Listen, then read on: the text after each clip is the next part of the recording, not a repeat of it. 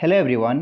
Today we are going to learn about calendar, and the topics we are going to discuss in this video are basics of the calendar, about AD and BC, century and year with their example. So let's start from basic of the calendars. As you know that one year has 365 days when the number of days in the month of February is 28. Second thing, one leap year. Leap year means when the number of days in the month of February is 29, that year is known as leap year, and it comes in every 4 years. It comes in every 4 years, and the number of days in leap year has 366. In normal year it is number of days is 365, but in leap year the number of days is 366. That because of number of day in the month of February is 29. Next, 1 year has 12 months, as we know that, and 1 year has 52 weeks. Number of week in 1 year is 52. 1 month has 30 or 31 days, except the month February. Except the month February, the number of days in each month is 30 or 31. 2 week equal to, we can say that one as fortnight, and 1 week has number of days in 1 week is 7. Okay, so these are the basic of the calendar. 1 year equal to 365 days when the number of month in the February is 28, and 1 leap year is equal to 366 days. This is because of February has 29 days. Next, come to counting years. In the ancient times there was no calendar, so people kept the trace on the looking at the sun, moon, star and seasons. By just watching at the sun, they can say about the time, that is it is night time or daytime, about 12 p.m. or 12 p.m. just looking at the sun and moon. So the modern calendar was recorded after the Jesus Christ was born. So hence all the date after his birth, okay, came to know and known as Anno Domini, that is AD.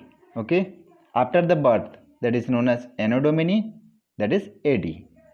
Next, which means after the birth of Christ, and the time before that came is known as before Christ. Okay, before Christ, that is BC. So we can use the two terms to represent the year, that is AD and that is Anno Domini, and another one is BC, that is before Christ. Okay, one more thing is time in the year is also counted in the numbers also, that is we can say that 10 years equal to 1 decade and 100 years equal to 1 century. Next we will discuss about the century also. So you have to remember these two terms. 1 decade equal to 10 years and 1 century equal to 100 years. Next come to about comparison between century and years. As you know that first century, that is 1 year to 100 years. Okay, this gap is known as whatever may be the number that is present in between 1 and 100, that is come in the first century. That is we can take as 9, 25, whatever the number we are taking. If the number is coming in between 1 and 100, that comes in the group of first century. Next come to second century, the year from 101 to 2000 year. Okay, next in third century it is 201 to 300. In fifth century it is 401 years to 500 years. Okay, whatever may be the year that is in between 401 and 500, that year come in the group of 5th century. Next thing is 10th century, the year from 901 to 1000 years. Next 15th century, the year from 1401 to 1500 years. Next 20th century, it is 1901 to 2000 years. Okay, whatever may be the year coming in between that two, that is come in that century. Like we are now in 21st century. Okay, it is 2020, so we can say this one as 21st century. So the year from 2001 to 2100. Okay, so it is 1. Okay, 2001 to 2100. All the years are known as 21st century. So here is an example. The struggle for independence of India lasted from 1857 to 1947. So here's some question related to that one. In which year century did begin and end? In which century did it begin and end? You have to say the answer about that one.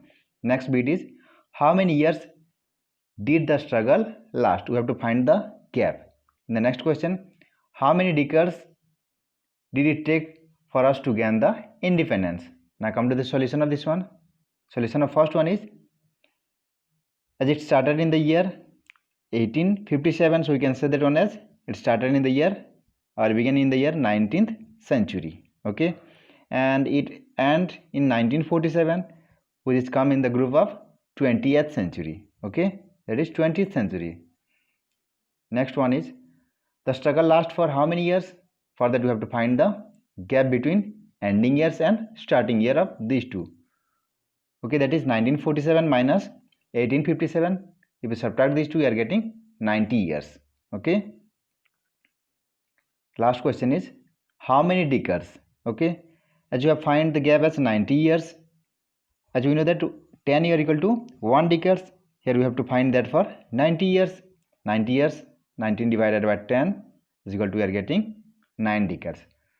Okay, so the gap is in the form of 9 decades to get the independence. Clear? That's all. Thank you.